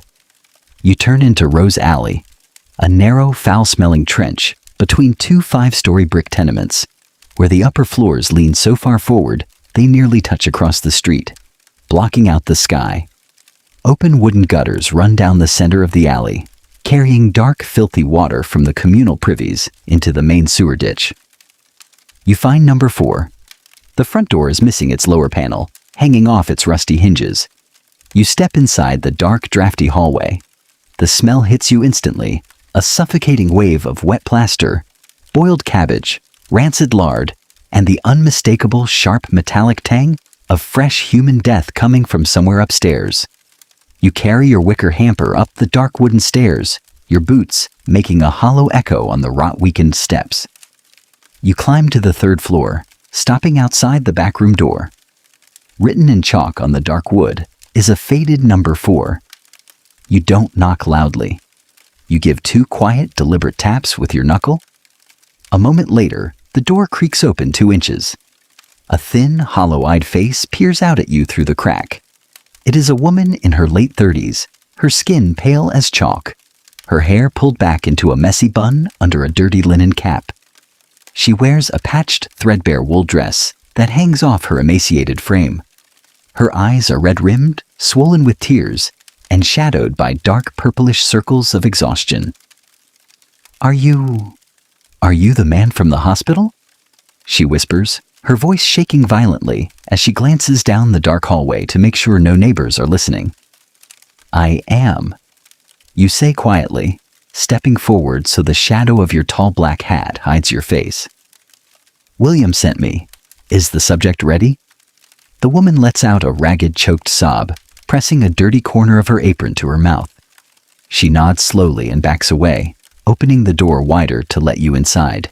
You step into the room, setting your heavy wicker hamper down near the wall, and shut the door firmly behind you, throwing the small iron latch. The room is tiny, freezing cold, and almost entirely devoid of furniture. A small cast iron stove sits cold and empty in the corner, not a single lump of coal in its grate. On a small pine table sits a half-eaten crust of black bread and a chipped mug of cold water. In the corner of the room, resting on a rickety wooden frame, lies a thin straw mattress covered by a single patched wool blanket. Beneath the blanket lies the rigid, motionless outline of a man. "His name was Thomas," the woman whispers, standing near the cold stove, her thin hands trembling violently against her apron. "He worked the hand loom, 16 hours a day, until his chest gave out last night. The parish beadle said he'd come with the pauper cart tomorrow to throw him in the trench at St. Leonard's. But we have 3 little ones in the back room who haven't eaten a hot meal in 4 days." You don't respond with hollow words of sympathy. Sympathy doesn't buy bread, and it doesn't get a body to St. Bartholomew's by 1 o'clock. You reach into your waistcoat pocket, pull out the forged certificate of burial William gave you, along with 2 of the shiny gold sovereigns from your stash, and set them down on the pine table beside the stale bread crust. The woman stares at the gold coins, her eyes widening in disbelief. To a starving weaver's widow in Shoreditch, 2 gold sovereigns is life-saving wealth, enough to pay off her back rent, feed her children for months, and keep the landlord from throwing her onto the freezing streets. "Sign the parish paper," you say softly, pointing a dirt-stained finger at the forged document. "If anyone asks your neighbors, tell them the parish undertaker came early and took Thomas away to the chapel vault." She picks up a rusted quill pen resting beside a small bottle of ink, her trembling fingers barely able to hold the shaft. She signs her name in jagged, uneven letters at the bottom of the paper. "Now step into the back room with your children," you instruct her, your tone firm and professional. "And do not come out until you hear the street door slam shut downstairs." The widow nods, her eyes fixed on the 2 gold coins on the table. She snatches the coins, clutching them tight against her chest, and slips quietly through a low doorway into the small inner closet where her children are sleeping. pulling the thin curtain closed behind her. You're left alone in the cold room with the dead weaver. You work quickly. You reach down, flip the leather strap on your wicker hamper, and open the hinged wooden lid. The interior is clean, lined with thick, heavy oilcloth designed to trap any fluids or odors. You walk over to the straw mattress and pull back the single wool blanket. Thomas lies there in his coarse linen work shirt and dark trousers. His face is pale, his sunken cheeks covered in dark stubble, his eyes half closed. Rigor mortis has already stiffened his joints, making his arms hard as oak branches. You don't need to strip him naked here. This isn't a graveyard theft, and you are transporting him inside a closed laundry hamper under a forged release document. You grab Thomas under the armpits, lifting his frozen, 130-pound torso off the mattress. The weight is awkward and heavy, but your back muscles, honed by months of lifting oak coffins out of deep trenches, handle the burden with practiced ease. You lift the dead weaver, swinging his stiff legs around, and drop him into the wicker hamper. He fits snugly inside, his knees bent slightly against the oilcloth lining. You tuck the ends of his linen shirt around his face, pull down the heavy wooden lid of the hamper, and buckle the leather strap tight. You step back, wiping a thin bead of cold sweat from your forehead with your coat sleeve. The entire operation took less than 3 minutes. The room is quiet, the mattress is empty, and Thomas is safely packed inside a laundry basket. You lift the heavy wicker hamper by its thick rope handles, testing the weight.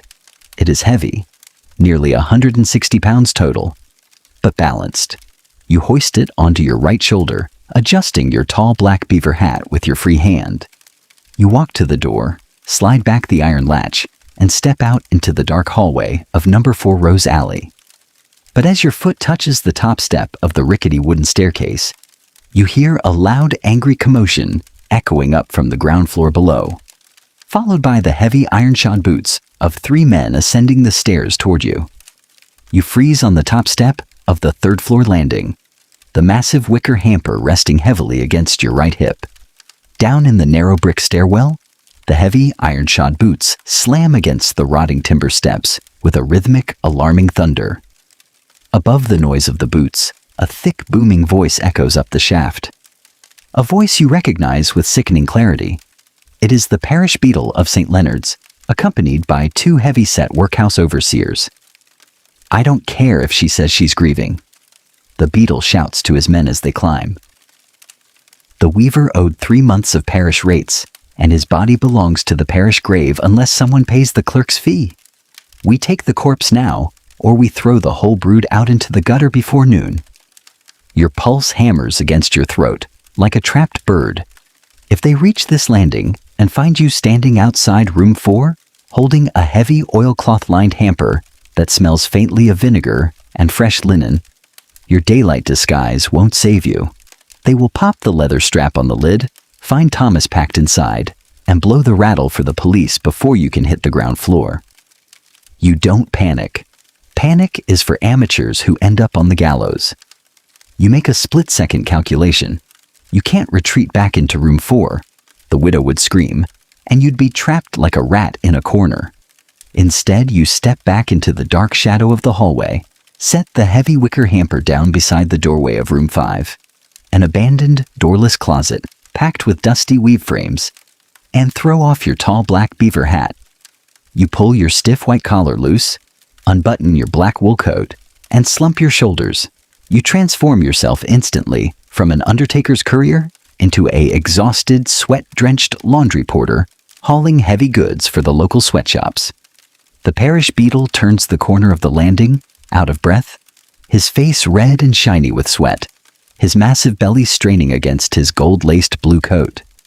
The 2 broad-shouldered workhouse overseers follow behind him, carrying thick wooden staves. The beadle stops, glaring at you through the dim, sulphurous light filtering through the cracked hallway window.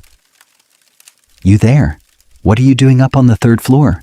"I bless you, Governor," you mumble, bowing your head pathetic and ducking low. You grab the thick rope handles of the wicker hamper, hoisting the 160-pound burden onto your shoulder with a sharp, heavy grunt. You shamble past the beadle and his 2 thugs, keeping your back turned to them, your boots shuffling loudly against the floorboards. The hamper brushes against the beetle's gold-trimmed coat as you pass. He shudders in disgust, stepping back against the wall to avoid touching your dirty laundry basket. "Mind the stairs, idiot," one of the overseers mutters, shoving you roughly in the shoulder as you pass. You stumble slightly, keeping your grip tight on the rope handles, and begin your descent down the stairs. Behind you, you hear the heavy thud of the beetle's fist slamming against the wooden door of room 4, followed by his booming voice demanding entry. You don't look back. You move down the creaking staircase as fast as your heavy burden allows, stepping carefully over the rotten treads. You reach the ground floor, push through the broken front door of number 4 Rose Alley, and step out into the cold, yellow fog of the Shoreditch Street. The brisk morning air hits your face like a splash of cold water. You place your black beaver hat back on your head, adjust your coat, and break into a swift, purposeful stride, navigating the maze of crowded barrows, screaming hawkers, and clattering milk carts. It is 10 o'clock in the morning. You have 3 hours to cross the city and deliver Thomas to the upper dissecting room at St. Bartholomew's. Carrying a 160-pound hamper across 2 miles of London streets in broad daylight is a physical purgatory. Your right shoulder burns with a fierce tearing pain. Sweat drips down your neck, soaking into your stiff white collar. Every few hundred yards, you have to stop under the shadow of a brick archway or a tavern porch, setting the hamper down on the damp cobbles for 30 seconds to shake the numbness out of your bleeding fingers before hoisting it back up. You stick to the busiest, most chaotic avenues, along Bishopsgate and through the crowded market stalls of Cheapside, where a man carrying a heavy load is just one ant among 10,000, completely invisible in the sea of industrial labor. You pass 2 pairs of Metropolitan Police officers standing under the gas lamps. They glance at your battered hat and your laundry hamper, categorize you as a harmless pack mule, and turn their eyes back to the passing carriages. At 12:45, you slip down the narrow, dark alleyway behind St. Bartholomew's Hospital. The sharp, familiar reek of carbolic acid and chemical spirits greets you like a sinister welcome home. You walk up to the dull green wooden door and knock.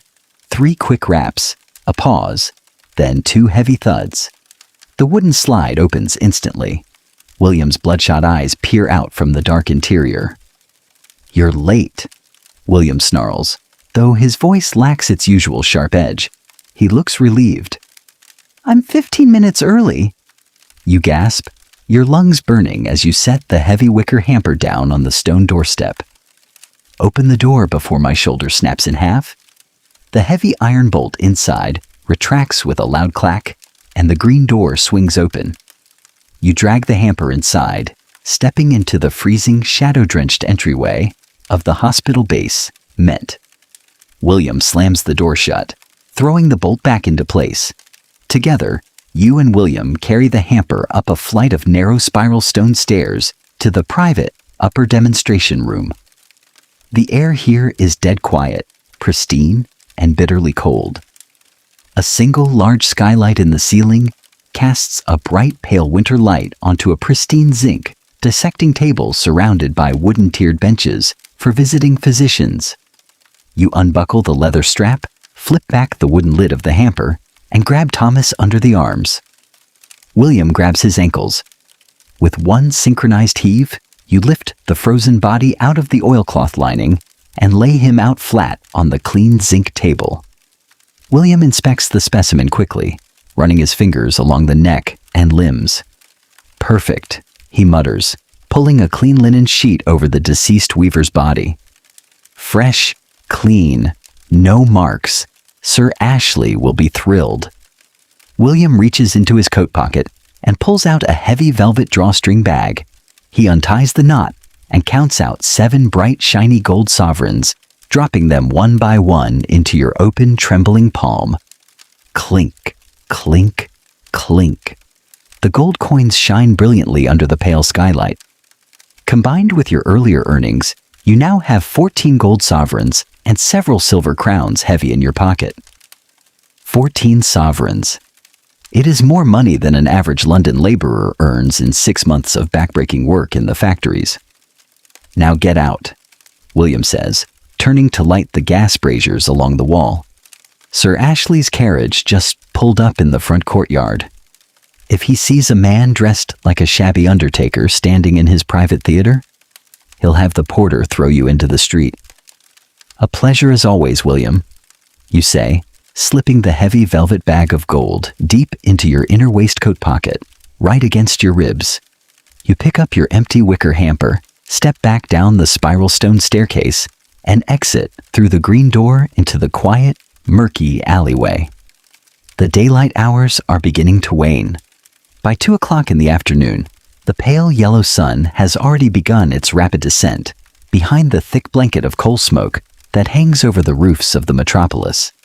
The air grows noticeably colder, bringing a crisp, biting frost that begins to crystallize along the edges of the cobblestones.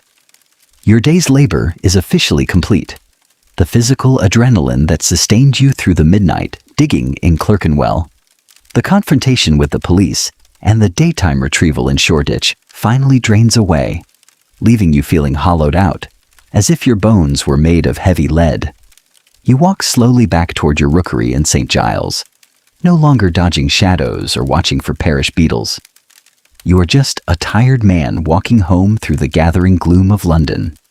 You stop at a quiet, wood-paneled tavern near Holborn, a respectable establishment far removed from the filthy gin pits of Smithfield. You sit in a high-backed leather booth near a roaring coal fire, placing your empty wicker hamper at your feet. You order a hot meal, a thick slice of roasted prime beef dripping with dark savory gravy, 2 large roasted potatoes with crisp skin, and a pewter tankard of sweet, warm mulled ale spiced with cinnamon and cloves. You pick up your fork and knife. The food is hot, rich, and delicious. You chew slowly, letting the heat of the coal fire thaw the deep freezing chill that has lived in your joints since midnight. You sip the warm mulled ale, feeling the sweet, spicy alcohol wash down your throat, relaxing the tight muscles in your back and neck. As you sit by the fire, watching the orange flames leap and dance behind the iron grate, your mind briefly wanders across the city. In the dissecting theater at St. Bartholomew's, Sir Ashley is currently standing before 6 distinguished French physicians, his scalpel gleaming under the skylight as he points out arterial structures in the chest of Thomas, the weaver. In the churchyard at Clerkenwell, a grieving family is standing beside a willow tree, dropping fresh autumn flowers onto a damp mound of dark earth, taking comfort in the belief that their old father rests in consecrated peace, unaware that the box beneath the soil is empty and broken. And here you sit in a warm tavern with 14 gold sovereigns resting heavy in your pocket, enough money to buy food, coal, gin, and shelter for the coming winter months. It is a grim, cold-blooded machine, this city of London. It consumes the living, trades in the dead, and rewards those who are pragmatic enough to walk the razor's edge between the two. You don't feel guilt. You don't feel triumph. You simply feel alive in a city where thousands die every week. You finish your ale, leaving a few silver pennies on the dark wooden table for the tavern boy. You hoist your light, empty hamper onto your shoulder, step out of the warm tavern, and walk the remaining few streets back to your tenement in St. Giles. By 6 o'clock in the evening, total darkness has reclaimed the city. The yellow gas lamps flicker softly along the foggy avenues, casting long, peaceful shadows across the damp brick walls. You push open the heavy front door of your building, climb the creaking wooden stairs, skipping the rotten 4th step on the 2nd landing, and reach your 3rd floor garret. You step inside, slide the heavy iron bolt into place, and lock the world out. You take off your tall black beaver hat, unbutton your black wool coat, and lay your heavy velvet bag of gold sovereigns safely beneath the loose floorboard under your bed. You don't light a candle. You don't need one. The faint, warm amber glow of the city's gas lamps filters through your small soot-stained window, illuminating the freezing room in a soft, gentle twilight. You walk over to your wooden crate and lift the pitcher. You pour fresh, clean water into the pewter wash basin, splashing it over your face, washing away the last lingering traces of coal soot, sweat, and street grime from your skin. You dry your face with a clean linen cloth, breathing in the cold, quiet stillness of your room. The heavy throb in your shoulders slows to a gentle, rhythmic ache. The tension in your jaw dissolves. The wild, chaotic noise of the daytime city fades into a soft, distant hum. The quiet rustle of autumn wind through the alleyways. The faint, rhythmic patter of cold rain beginning to fall against the glass pane. You strip down to your linen drawers, step over to your small bed, and pull back the heavy, coarse wool blanket. You slide into the mattress. The straw gives a soft, familiar crunch beneath your weight. You pull the thick, warm blanket up to your chin, burying your face into the cool linen pillow. The air in the room is cold, but beneath the heavy wool, your body creates a small, comforting pocket of warmth. Your eyelids grow heavy, weighed down by 24 hours of relentless toil. The sharp memories of the dark churchyard, the iron crowbar, the midnight cart, and the zinc tables melt away, softening into the peaceful darkness of the room. The night is quiet now. The dead are at rest, the living are asleep, and your work is done. Take a deep, slow breath. Feel the cold air fill your lungs and let it out softly. Close your eyes. Let your shoulders sink into the bed, and let the quiet darkness of the evening wash over you. Rest easy tonight. Sleep tight.